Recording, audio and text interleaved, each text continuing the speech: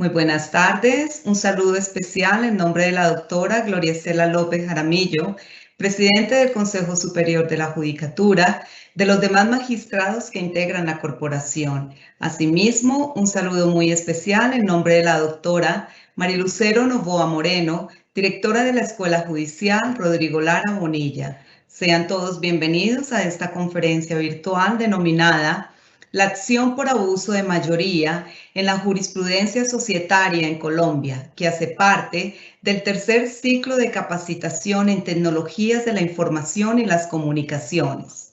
La acción por abuso del voto se nutre en parte de teorías francesas en materia de abuso de derecho. Sus contornos se asemejan con mayor precisión a los denominados remedios contra la opresión anglosajona.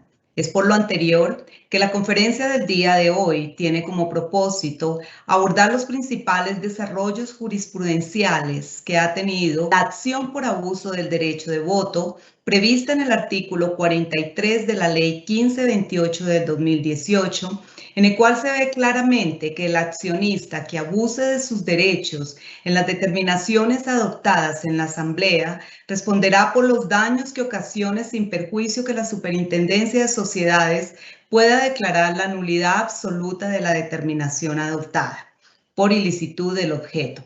De igual forma, presentar el impacto de las tecnologías de la información y comunicaciones en este contexto. El día de hoy tenemos el gusto de contar de nuevo con el doctor José Miguel Mendoza, doctor en Derecho y Finanzas, con maestría de la Universidad de Oxford, Inglaterra. Fue el encargado de poner en marcha la Corte Especializada de la Superintendencia de Sociedades, desde la cual participó como juez en cientos de conflictos entre compañías accionistas y administradores. Ha sido superintendente de servicios públicos, ha participado en la preparación de las principales reformas societarias de los últimos años en Colombia, incluida la Ley de Sociedades por Acciones Simplificadas y el proyecto de ley número 70 del 2015 sobre el régimen de responsabilidad de administradores. Actualmente, el doctor José es socio de la firma DLA Piper Martínez Beltrán en las áreas de Derecho Societario y Litigios. Doctor José Miguel Mendoza, es un gusto tenerlo de nuevo con nosotros. Bienvenido, tiene el uso de la palabra. Muchas gracias, doctora Cuellar. Quisiera comenzar por darle un agradecimiento muy especial a la doctora Marilucero Novoa, directora de la Escuela Judicial, y la doctora Gloria Estela López Jaramillo, presidente del Consejo Superior de la Judicatura, por esta amable invitación a hablarles nuevamente a ustedes, señores servidores públicos, a quien también quiero agradecerles por su asistencia a este evento. El día de hoy quisiera hablarles acerca de una de las figuras más interesantes en el ordenamiento societario colombiano. Para esos efectos voy a compartir en este momento unas diapositivas que van a guiar las explicaciones que haré a continuación. La acción por abuso de mayoría, como ya lo dije, es tal vez el instrumento societario más sofisticado, más interesante que existe en Colombia en esta disciplina. Y para entender cómo funciona esa acción que introdujo la ley sobre sociedades por acciones simplificadas en el año 2008, es importante hablar acerca de los objetivos que persigue el derecho societario para luego entender por qué se introdujo esta figura, qué relación tiene ella con la acción por abuso del derecho del artículo 830 del Código de Comercio y, tal vez lo más importante, cuál es la relevancia jurídica y económica de la acción por abuso de mayoría en un país como Colombia. Para comenzar, entonces, quisiera dar un paso atrás y hablar acerca de los objetivos principales del derecho de sociedades en una economía capitalista contemporánea, en un Estado social de derecho como lo es Colombia. Hay varios objetivos que persigue el derecho de sociedades. En algunos foros se habla acerca del principio de limitación de responsabilidad, la promoción del emprendimiento y tantos otros objetivos. Pero hay uno que comparte Colombia con el resto de los países del planeta sin importar cuál sea su tradición jurídica. si estamos en un país anglosajón de la órbita del common law o un país de tradición romano-germánica, civilista como Francia o Italia, la discusión sobre el principal objetivo del derecho de sociedades siempre va a ser la misma, sin importar el trasfondo jurídico de un país. La finalidad última del derecho de sociedades va a ser resolver algo que se conoce como el problema de la sociedad leonina. Este es el objetivo central del derecho societario y quiero detenerme aquí unos minutos para explicarles, señores servidores públicos, en qué consiste este problema. Lo que ven en la pantalla es la ilustración de una fábula que tiene más de 2000 años de historia. A Cayo Julio Fedro, un esclavo que fue manumitido por Augusto, se le atribuye esta fábula, una de las fábulas predilectas de los profesores de sociedades en Europa y América Latina. En la narración de Fedro, un poderoso león, que ven ustedes ahí en la pantalla, decide asociarse con 3 animales mansos para cazar un ciervo, con el compromiso de repartírselo en porciones iguales. El león, dicho de otra forma, estaba a punto de morir de inanición y necesitaba la ayuda de los 3 animales mansos que ven en la pantalla para que conjuntamente pudieran cazar a un ciervo. La promesa que le hizo el león a los 3 animales herbívoros, la cabra, la vaca y la oveja, que están ahí en la pantalla, era muy sencilla.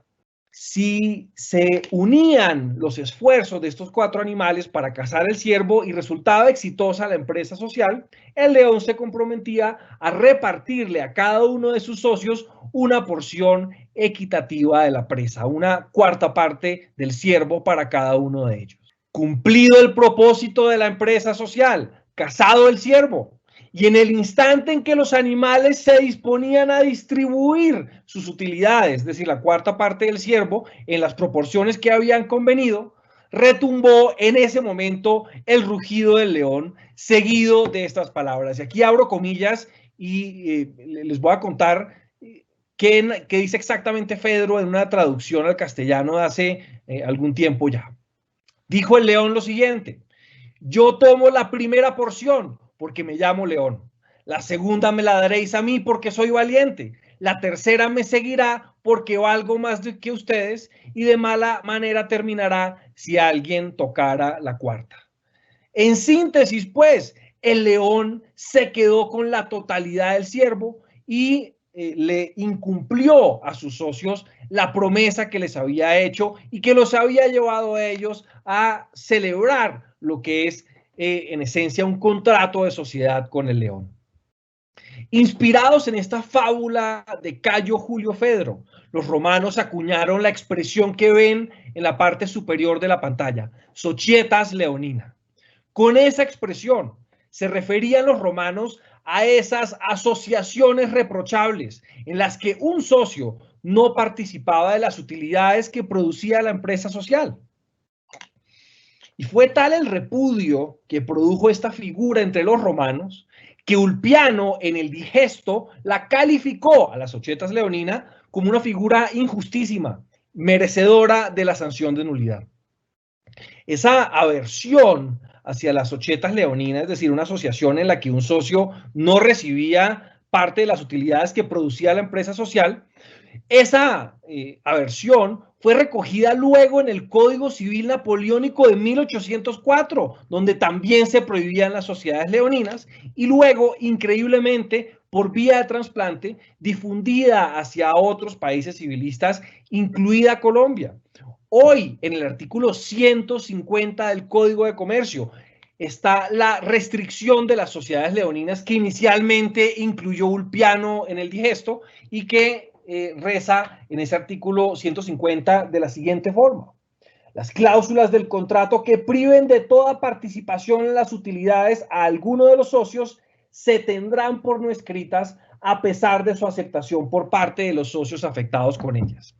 Es decir, esta figura, las societas leoninas, la idea de que a un asociado se le puede privar de utilidades, es tan reprochable que el legislador mercantil colombiano priva de todo efecto a las cláusulas del contrato social que le quiten las utilidades a un asociado. Ni siquiera la aceptación de ese asociado es suficiente para darle efectos a una cláusula leonina incluida en los estatutos sociales.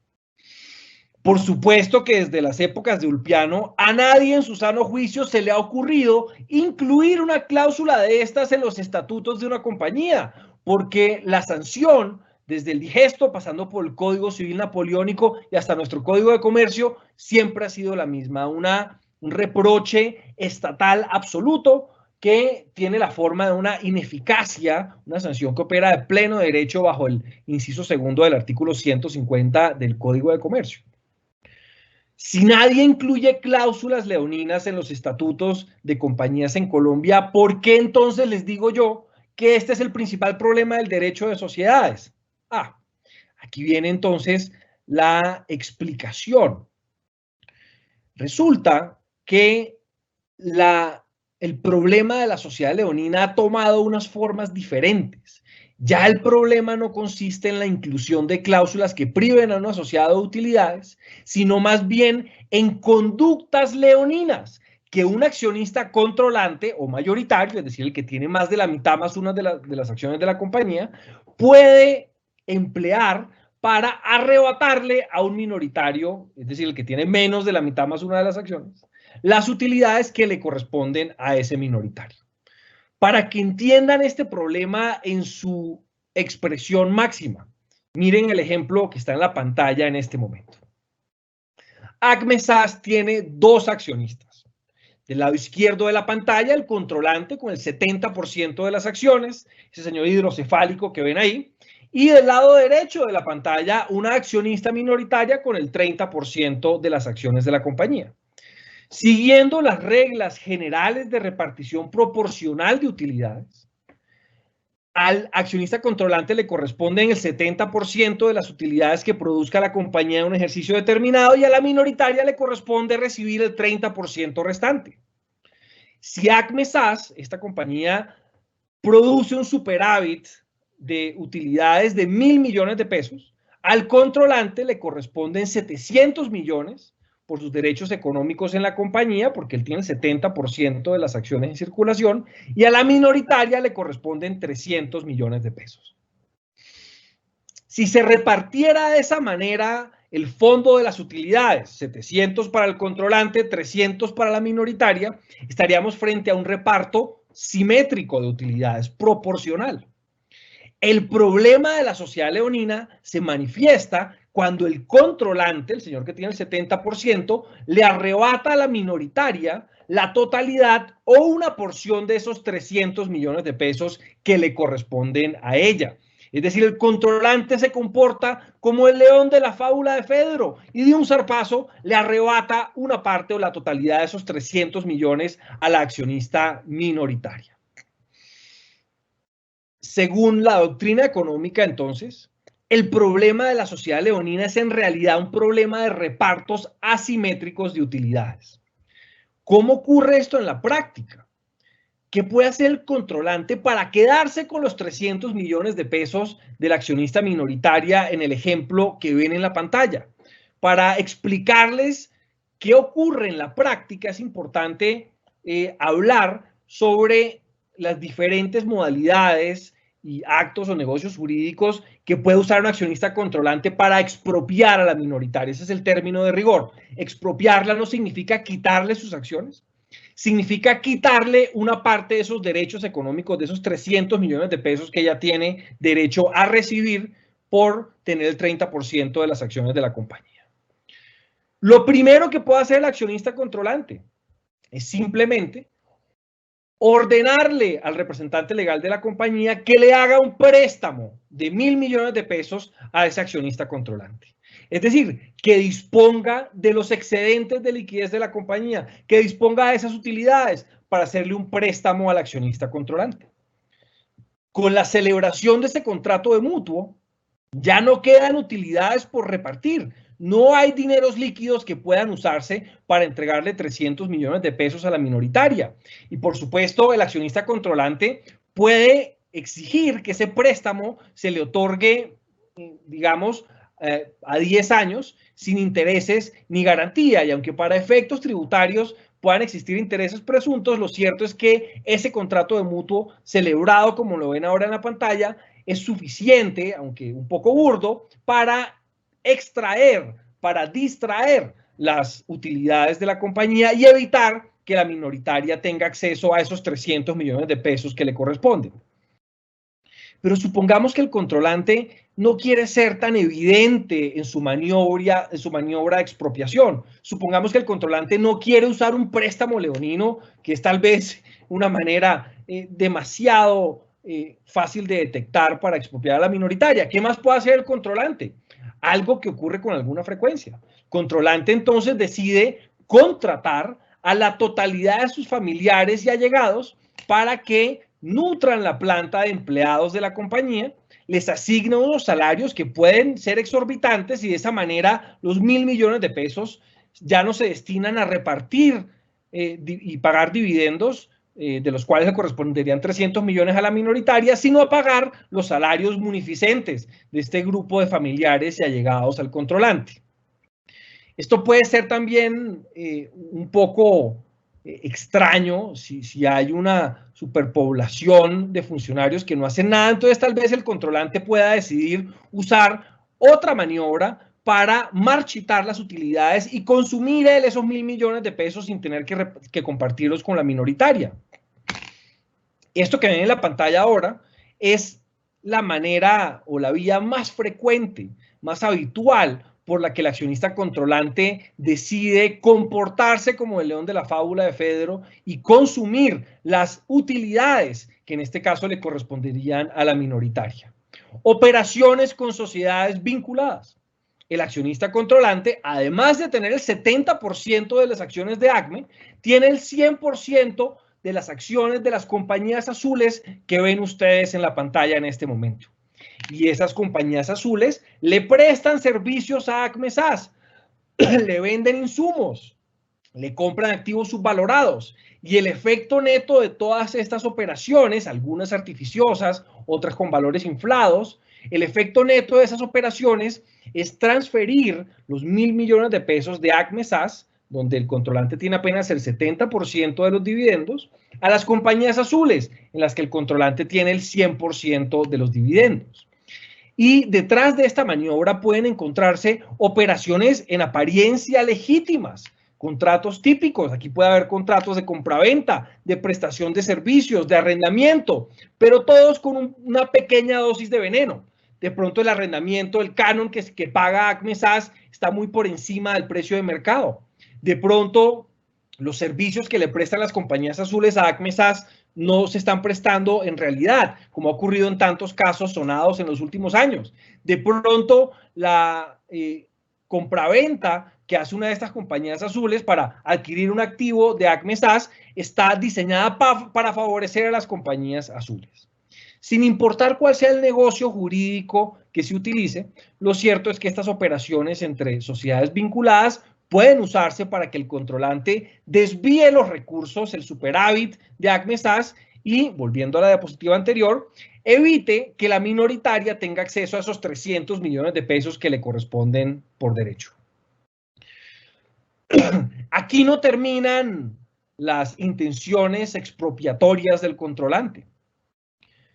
Después de haberse hecho préstamos leoninos, después de haber contratado a sus familiares y allegados con salarios exorbitantes, después de haber celebrado toda clase de operaciones lesivas para ACME SAS y beneficiosas para otras compañías que el controlante también controla, llegamos a la reunión ordinaria de la Asamblea General de Accionistas de ACME SAS.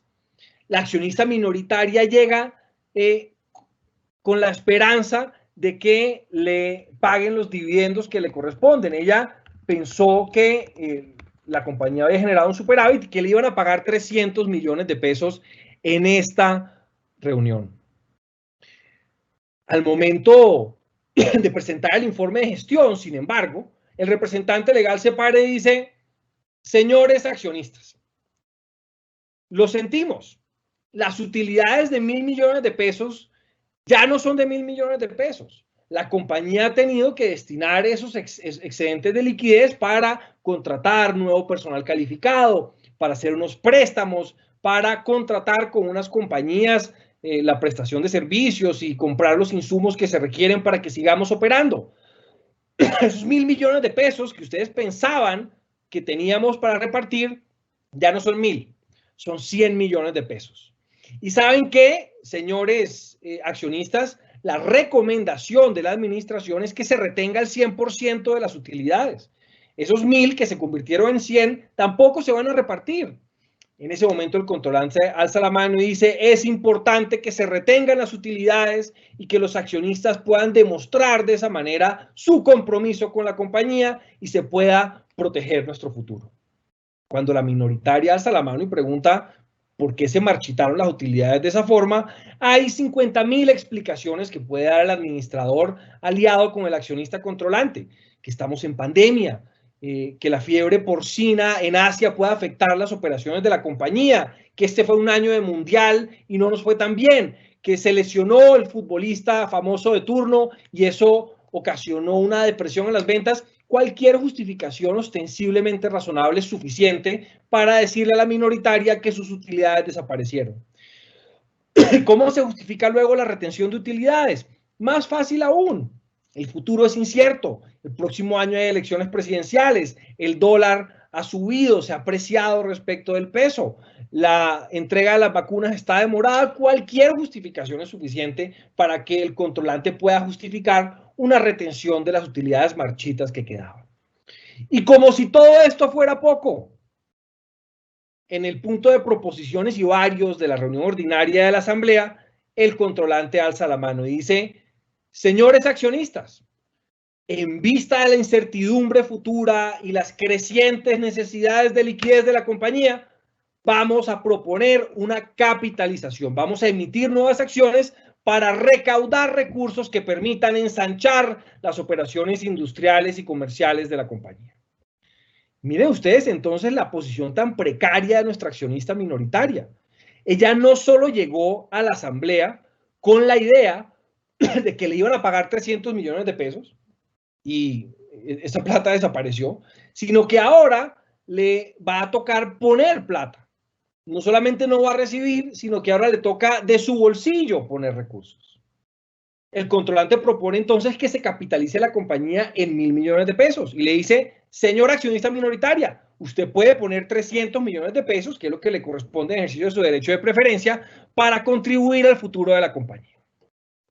Si la minoritaria no accede a poner esos 300 millones de pesos en la capitalización, su porcentaje de participación se va a diluir, va a reducirse, ya no va a ser del 30%, podrá llegar al 5% o al 1%, dependiendo del factor de dilución que se use en este caso. Entonces la minoritaria hace un esfuerzo, va a su cuenta bancaria, a pesar de que no está muy bien de liquidez, saca los 300 millones de pesos. A los 6 meses o al año, el controlante llama a una nueva asamblea y le aplica la misma fórmula. Vamos a capitalizar de nuevo y así sucesivamente. Mientras que la minoritaria tiene que participar en la capitalización con recursos propios, el controlante participa con los recursos que ha extraído ya previamente mediante los préstamos leoninos, la vinculación de familiares y allegados y las operaciones con partes vinculadas. El controlante no tiene que poner un centavo de sus recursos para participar en las capitalizaciones y la minoritaria, en cambio, sí tiene que hacerlo. Y así pasan varias rondas hasta que la minoritaria y líquida no puede ya participar en la capitalización y se diluye. Esto es lo más cercano que tiene el derecho de sociedades a un paseo millonario. El controlante capitaliza de manera consecutiva a la compañía no para conseguir recursos, sino con el propósito inconfesable de diluir a la minoritaria y reducir su porcentaje de participación en la compañía. Viene ahora el golpe de gracia que le da el león a sus socios, la vaca, la cabra y la oveja, según la fábula que vimos al comienzo de esta sesión. El mayoritario, en un acto de generosidad, ofrece comprarle a la minoritaria sus acciones en la compañía. ¿Y cuánto creen ustedes que valen esas acciones, expurgadas de todo valor por los atropellos a los que ha sido sometida esa accionista minoritaria. El valor es cero, pero la minoritaria, diluida y líquida y con el espíritu hecho trizas, no tiene opción diferente que huir con lo único que puede rescatar de esta estrepitosa aventura capitalista.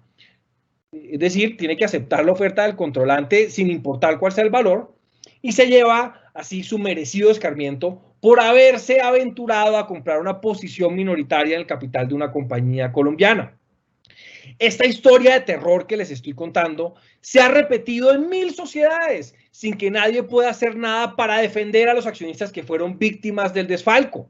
Ha corrido entonces la voz en círculos empresariales y en las facultades de derecho de que es incauto tanto el deudor solidario como el accionista minoritario. Se ha hecho real la fábula de Fedro sobre el león que desfalca, que engaña a sus socios y no comparte con ellos una porción de las utilidades producidas por la empresa social. La fábula de Fedro, que dio origen a la figura de las ochietas leonina, no tiene vigencia ya con la inclusión de cláusulas leoninas en los estatutos, sino con la realización de todas estas operaciones que les he venido explicando y que de manera concatenada sirven para destrozar el espíritu de la minoritaria, oprimirla, expropiarla y comprarle a un valor irrisorio su participación. Habiendo oído esta historia, les pregunto a los miembros del público, ¿quién quiere ser accionista minoritario? Después de ver lo que le pasó al accionista de nuestro ejemplo, ¿quién se atreve a ser accionista minoritario de una compañía colombiana o ecuatoriana o peruana o argentina o de cualquier otro país en los que está presente en su máxima expresión el problema de la sociedad leonina?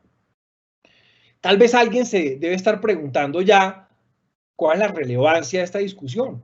¿Por qué nos debería importar que unos inversionistas pierdan o no pierdan unos recursos? Eso es un problema entre privados. Eso de pronto no es una cuestión que deba involucrar al orden público económico y que deba justificar que el Estado emplee recursos y tiempo para resolverlo. ¿Por qué nos importa la expropiación de accionistas minoritarios?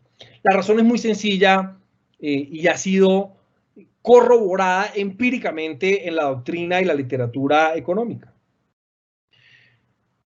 Los países que resuelven los problemas, el problema de la sociedad leonina, tienen mayores índices de crecimiento que los países que no resuelven el problema de la sociedad leonina.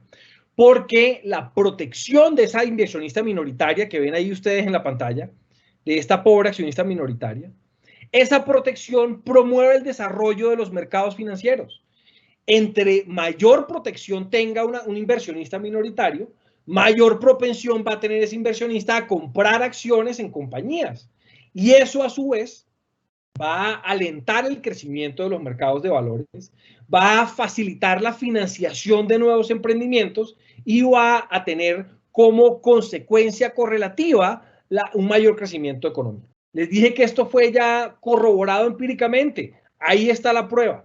En el año 98, unos economistas mexicanos y estadounidenses y rusos encontraron una correlación entre la mayor protección de inversionistas y el grado de desarrollo de un país. Entonces, Estados Unidos, en el primer recuadro rojo, tiene la mayor protección de inversionistas y, de manera consecuente, el mayor crecimiento económico. Colombia, que tiene una pobre o deficiente protección de inversionistas, tiene también un pobre o deficiente crecimiento económico.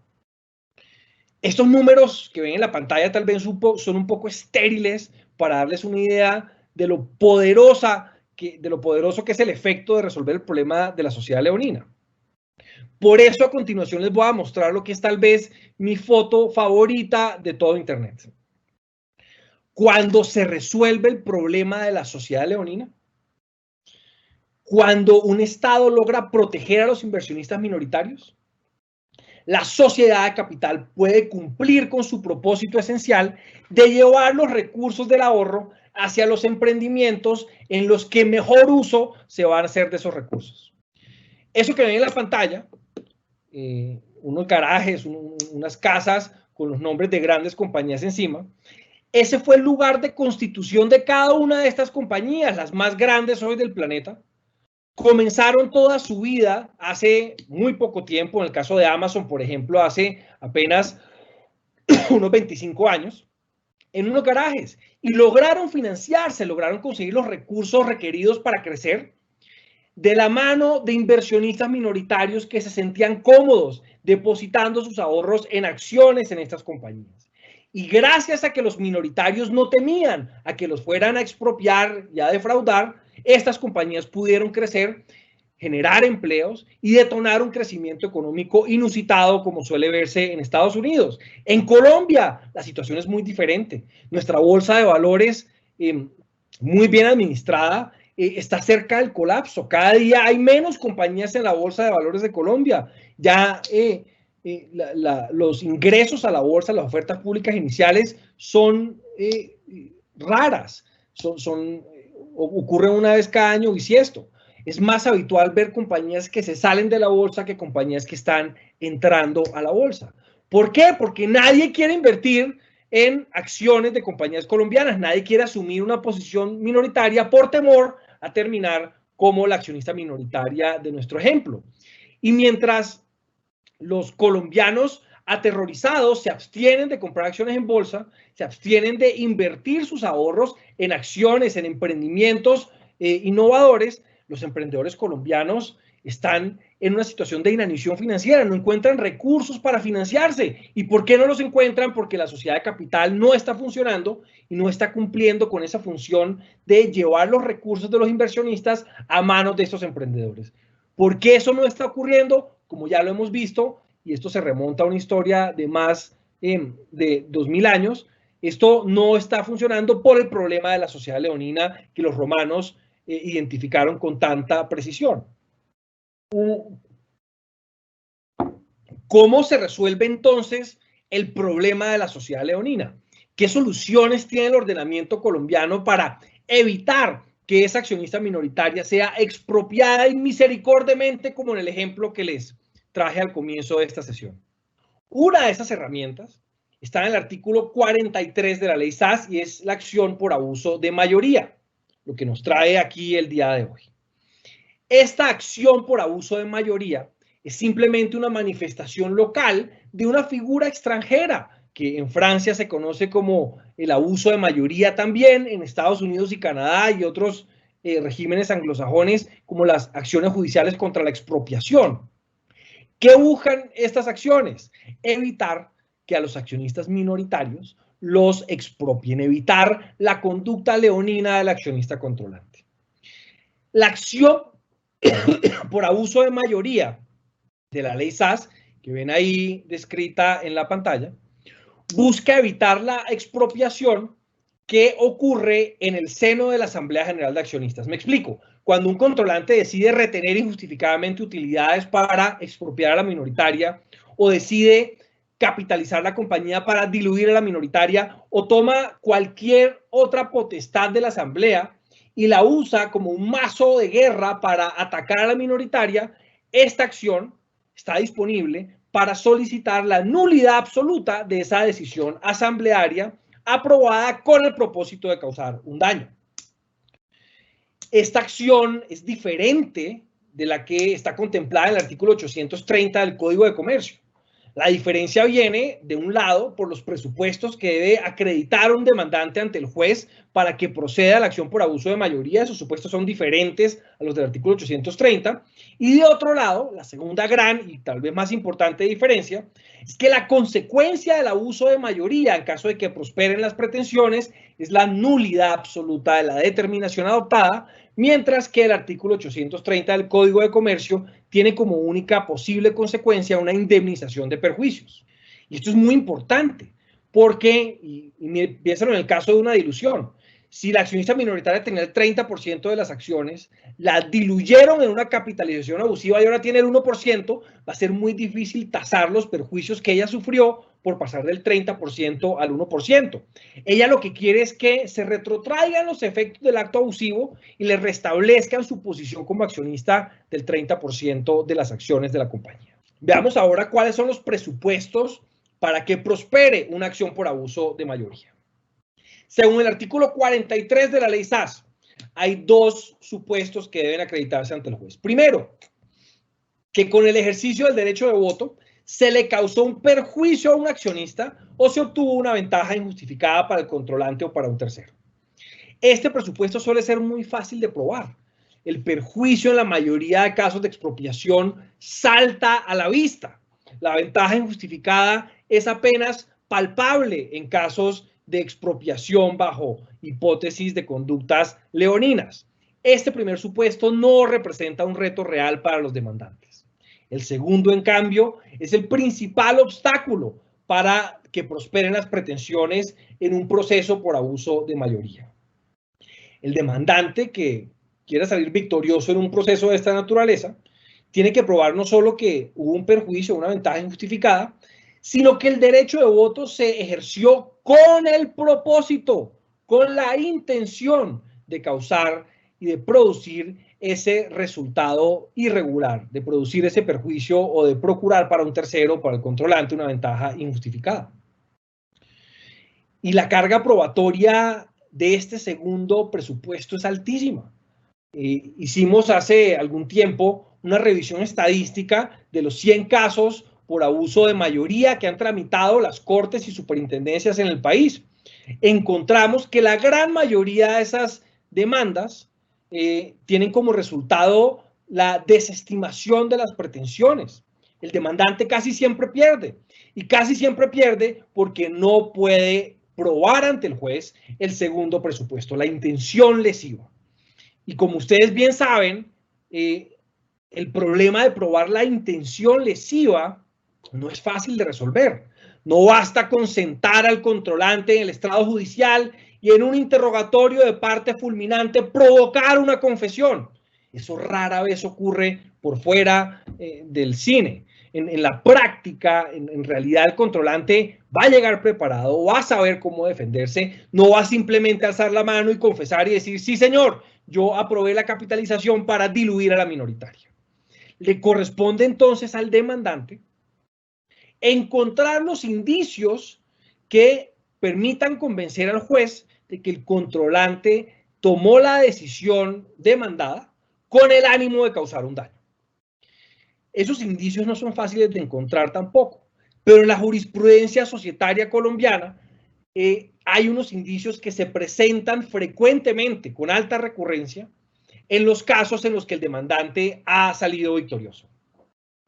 En la pantalla hay algunos ejemplos de acciones por abuso de mayoría en las que el demandante ha logrado que un juez acoja sus pretensiones. En todos esos casos que ven en la pantalla, los jueces han usado indicios más o menos similares. Ahora les voy a contar cuáles son, pero a partir de esa jurisprudencia reiterada de los jueces en Colombia es posible ya tener un catálogo de los indicios que pueden usarse para acreditar ese segundo presupuesto y lograr que con éxito se anule una decisión asamblearia abusiva. Otra cosa interesante de esta diapositiva que ven en la pantalla es que los jueces no han tenido miedo, no les ha temblado la mano en llegar hasta las esferas más íntimas de una compañía, en penetrar hasta las últimas instancias para entender qué está ocurriendo y cuando se topan con una decisión abusiva, anular las decisiones más importantes que puede tomar una compañía. En el caso de la Clínica Sagrado Corazón de Medellín en el 2013, por ejemplo, un juez anuló una elección de junta directiva que tenía como propósito expulsar ilegalmente un minoritario y privarlo de información vital sobre una venta de los activos de la compañía. En el caso de Capital Airports en 2014, Capital Airports es el principal operador aeroportuario de China y tenía negocios en Colombia. En ese caso, un juez anuló una capitalización que tenía como propósito diluir a otro accionista. En el caso del Centro Integral de Atención al Infractor de Tránsito del 2014, un juez anuló una decisión de retener utilidades. Luego, en el 2015, en CSS Constructores, la compañía de los hermanos Solarte, se anuló la capitalización de dividendos. Y así sucesivamente, los jueces en Colombia han venido usando esta figura para proteger a los accionistas minoritarios ante la expropiación que se cumple por cualquiera de esas operaciones que ven ustedes en la pantalla. Y miren cómo la expropiación puede llegar a ser tan compleja que es posible enmascararla en las decisiones tan rutinarias como la creación de una junta directiva o la remoción de miembros de ese órgano social o la capitalización de dividendos o la enajenación global de activos o incluso la decisión de llevar a una compañía a la bolsa de valores. En el tiempo que nos queda quiero explicarles cómo se han tomado dos de estas decisiones que ven ahora en la pantalla, comenzando con el caso de CIA del infractor de tránsito. Hace algunos años, una señora llamada Isabel Cristina Sánchez obtuvo una licencia del INPEC para operar centros de atención a infractores de tránsito. Algunos de ustedes tal vez les hayan puesto multas de tránsito, partes. En lugar de pagar esas multas, uno puede tomar un curso, una especie de condonación pedagógica de la multa pecuniaria para no tener que pagar las sumas de dinero que pueden ser bastante altas en el caso de infracciones de tránsito. Esos cursos pedagógicos se imparten en centros de atención al infractor de tránsito y para operar uno de estos centros hay que tener una licencia de casa por cárcel que solo puede emitir el INPEC. La señora Isabel Cristina Sánchez, la minoritaria que ven ahí en la pantalla, tenía esa licencia, pero no tenía los recursos para poner en marcha un centro integral de atención para infractores de tránsito. Se asoció entonces con otra persona, un inversionista de capital que puso la plata. Ella puso el uso de la licencia temporal y montaron una compañía llamada CIA del infractor de tránsito SAS. Cuando se constituyó la compañía, el controlante quedó con la mayoría de las acciones por haber puesto una suma de dinero y la señora Isabel Cristina, la minoritaria, quedó con una participación minoritaria en la compañía. El accionista controlante, el que había puesto la plata, le exigió a la señora Isabel Cristina que no fuera a usar la licencia para competirle hacia el infractor de tránsito SAS en el eje cafetero. Firmaron un pacto de exclusividad y arrancó la compañía. Al año de operar la compañía, la señora Isabel Cristina, al parecer, incumplió el pacto de exclusividad, constituyó una compañía competidora y se dedicó a quitarle clientes hacia el infractor de tránsito. La respuesta del accionista controlante en esta compañía que ven en la pantalla fue fulminante. Él decidió retener las utilidades de la compañía durante 3 ejercicios consecutivos, con un pretexto que ven ahí en la pantalla ustedes ahora. Vamos a financiar proyectos de crecimiento, expansión, planes de inversión y exploración de nuevos negocios.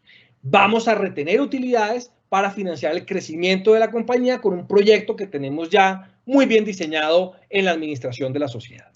Este fue el pretexto para retener utilidades y privar a la accionista minoritaria de recibir un retorno por su inversión en la compañía. ¿Cuál es el perjuicio para la minoritaria? Y miren ustedes cómo es de fácil usualmente probar esto en un proceso judicial. El perjuicio para la minoritaria es que no recibió utilidades. El ánimo de lucro subjetivo que la llevó a aportar el uso de la licencia a cambio del 20% de las acciones se vio frustrado por la decisión de no repartir utilidades durante 3 ejercicios consecutivos. Probado el perjuicio. ¿Cómo se prueba ahora la intención lesiva del controlante? El controlante estuvo sentado en un interrogatorio de parte y él dijo, no, aquí están los proyectos y yo tomé esta decisión no para molestar a nadie, sino porque quiero hacer crecer la compañía. ¿Quién le dice que no a un empresario que tiene como justificación para una retención de utilidades la idea de crecer la compañía? Es muy difícil. Aquí vienen entonces los indicios de expropiación, los indicios de que ocurrió un acto abusivo. El primero, y el que está presente casi que en todos los casos, hay un conflicto intrasocietario previo.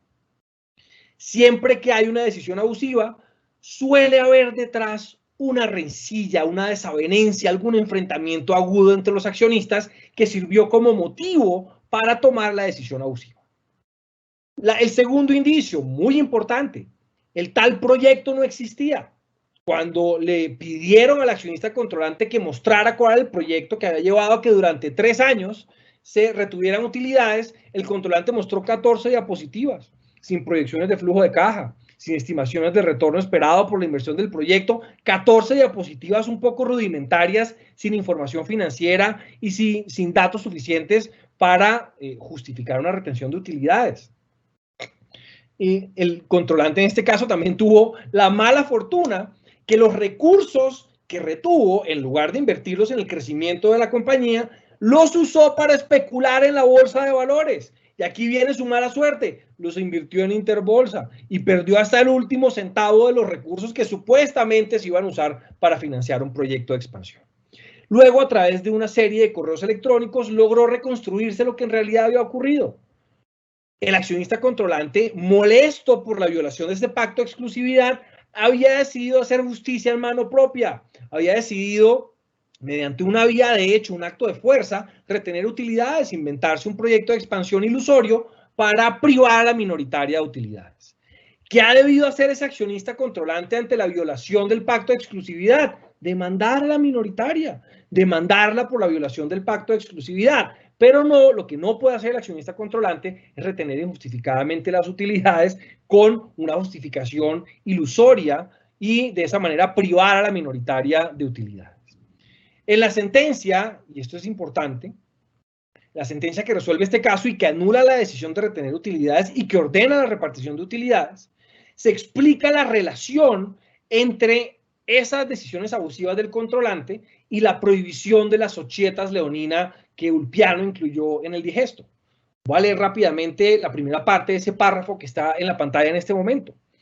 Una política invariable de retención injustificada de utilidades puede producir los mismos efectos de una cláusula leonina.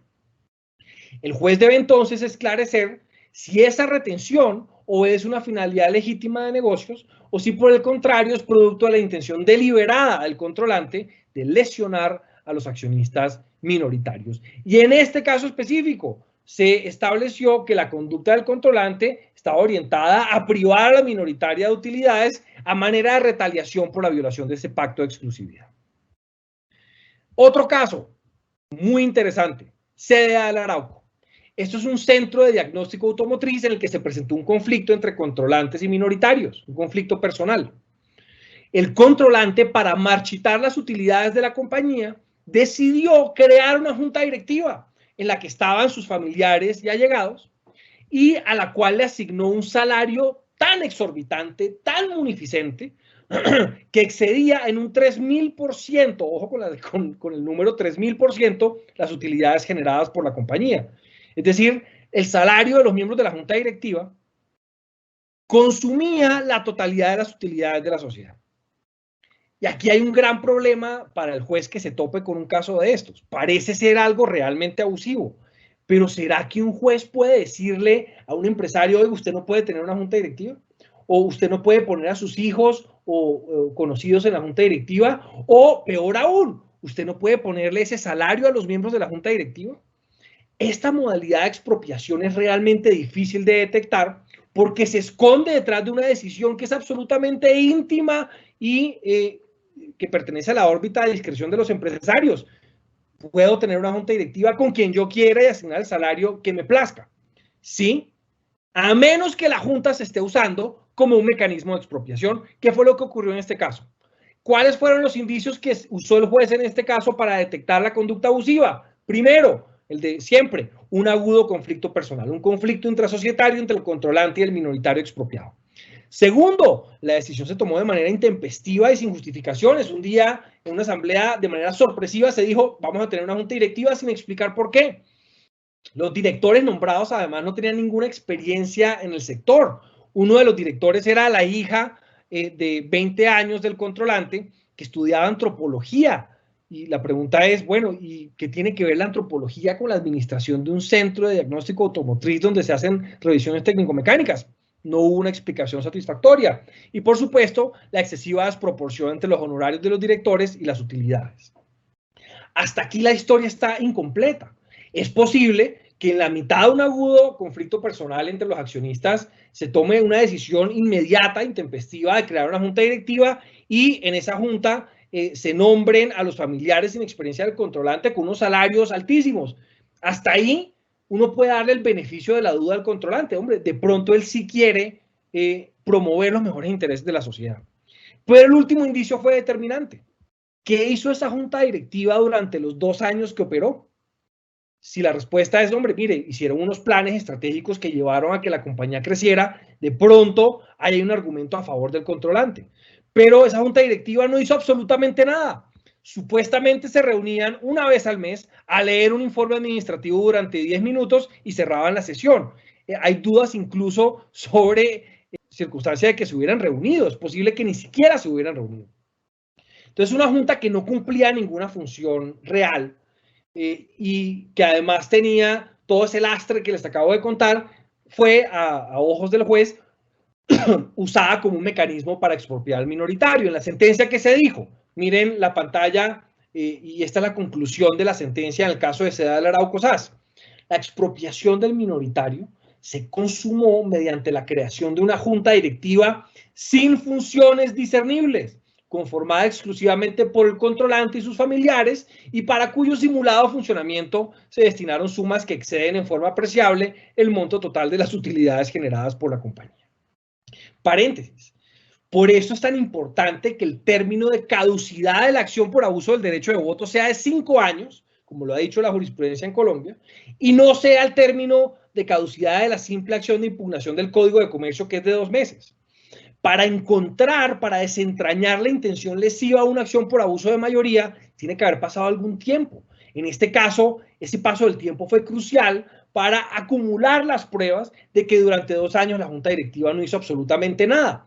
Si esta acción tuviera el término de caducidad de 2 meses de la acción de impugnación del artículo 190 del Código de Comercio, sería imposible o casi imposible detectar la conducta abusiva porque no tendría el minoritario suficientes pruebas, suficientes indicios para satisfacer la altísima carga que le impone el artículo 43 de la ley SAS.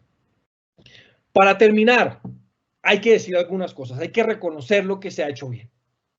Colombia es el único país latinoamericano con un mecanismo tan sofisticado para la expropiación, para evitar la expropiación de accionistas minoritarios.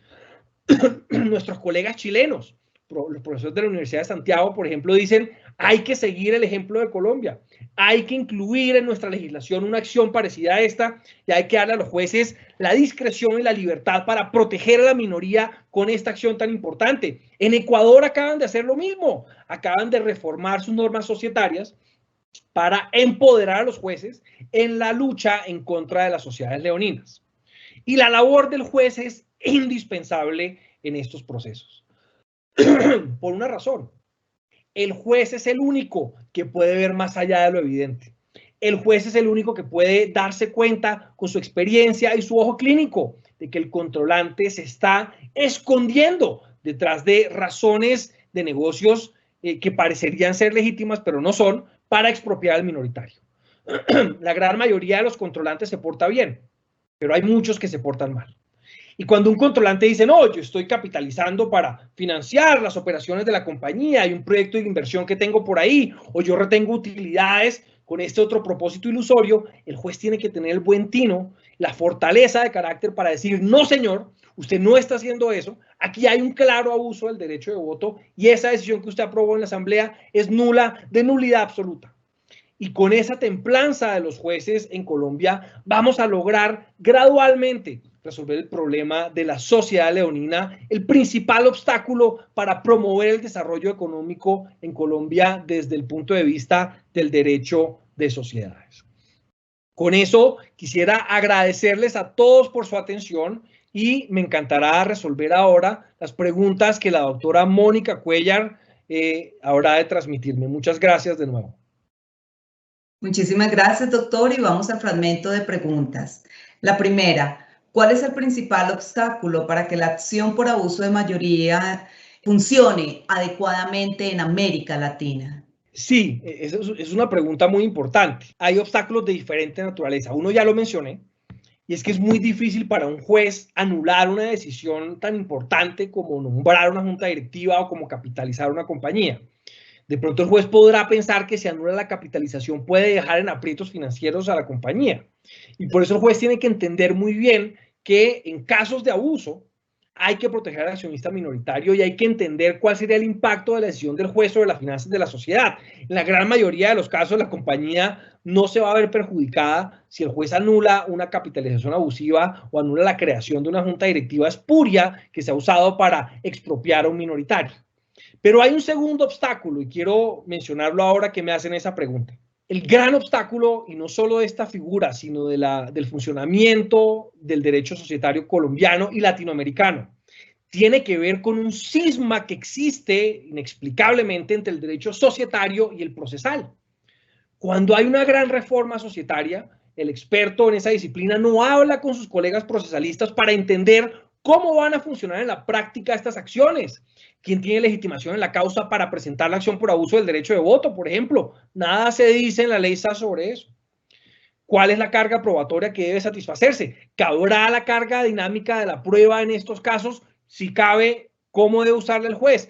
Aquí hay poca interacción entre el derecho procesal y el societario y eso crea unos vacíos, unas lagunas que los jueces deben empezar a resolver, pero que por supuesto hacen la tarea de los operadores del sistema judicial mucho más difícil. Y por el lado del derecho procesal pasa exactamente lo mismo.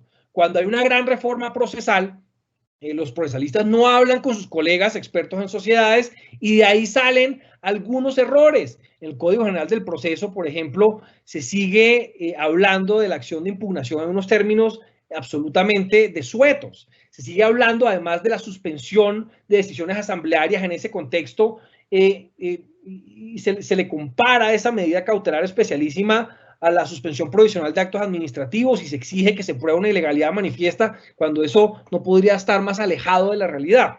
Necesitamos entonces, para que esto funcione, un diálogo fluido entre el derecho procesal y el societario, o de lo contrario, el sistema no va a funcionar e, insisto, no vamos a poder promover en Colombia estos altísimos estándares de justicia que son necesarios para lograr un mayor crecimiento económico. Siguiente pregunta, doctor. ¿Qué desarrollos ha tenido la acción por abuso del derecho de voto en el arbitraje? Bueno, no muchos en realidad.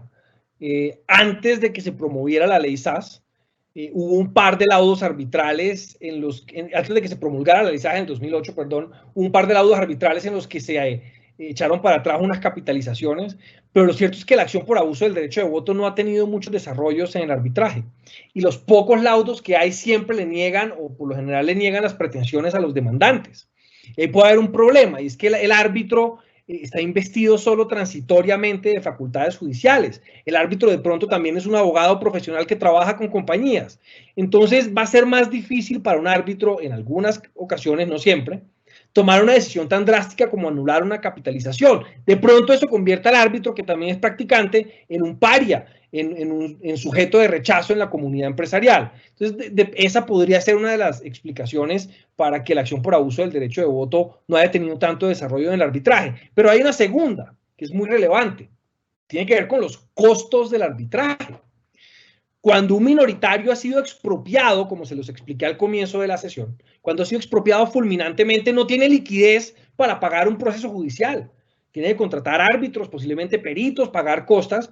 Y si a eso le sumamos los honorarios usualmente exorbitantes de los árbitros, para el minoritario va a ser muy difícil pagar esos recursos y se va a crear una barrera infranqueable para que ese minoritario acceda a la justicia. El controlante va a poder pagar su defensa con los recursos de la compañía, porque en la legitimación por pasiva, adivinen a quién hay que demandar, no solo al controlante, también a la compañía que fue la que tomó la decisión bajo los preceptos de la teoría organicista. Entonces, ¿quién paga la defensa y los peritos y todo lo demás? La compañía con la plata del minoritario. ¿Y quién paga los honorarios de los árbitros que le corresponden al minoritario? El minoritario con los pocos recursos que le quedan después de que lo pasaron por el paseo millonario de las capitalizaciones abusivas concatenadas.